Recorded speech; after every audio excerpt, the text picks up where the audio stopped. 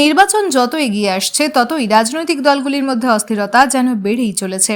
কোচবিহারের দক্ষিণ বিধানসভা কেন্দ্রের মোয়ামারির দৌমুখা বাজারে এমনই এক মিছিল দেখতে পাওয়া গেল, যেখানে কোথাও যেন রাজনৈতিক শিষ্টাচারকে লঙ্ঘন করেছে বলে মনে করেন অনেকে। শুনবো সেই মিছিল থেকে ওঠা স্লোগান।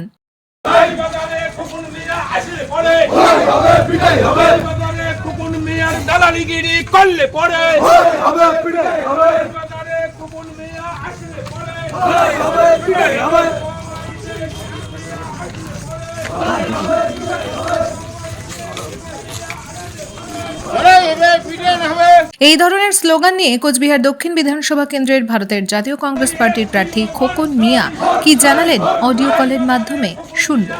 সাধারণ পাবলিক যাদের পায়ের তলার থেকে মাটি সরে যাচ্ছে তারা আতঙ্কে আছে। যত ভোট এগিয়ে আসবে সন্ত্রাসের বাতাবরণ তৈরি করবে প্রত্যেকটা বুথে বুথে। কুচবিহার দক্ষিণ বিধানসভা কেন্দ্রের মানুষ এবার সঠিক সময়ে ব্যালট বক্সে সঠিক জবাব দিয়ে দেবেন। যত আমার বিরুদ্ধে কথা মিছিল করবে, মিটিং করবে, ততই আমার পক্ষে ভালো হবে।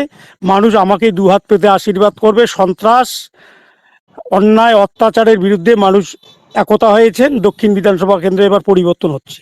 100% আমি নিশ্চিত দক্ষিণ বিধানসভা কেন্দ্রের মানুষ আমায় আশীর্বাদ করবেন নিজের ঘরের সন্তান হিসাবে, নিজের ঘরের ভাই হিসাবে, ছেলে হিসাবে। সাধারণ মানুষ একটাই আমার সাধারণ মানুষের কাছে আবেদন আমি করেছি, নিজের ঘরের সন্তান হিসাবে সন্ত্রাস মুক্ত, ধর্ম নিরপেক্ষ, সম্প্রীতির মেলবন্ধন অটুট থাকুক।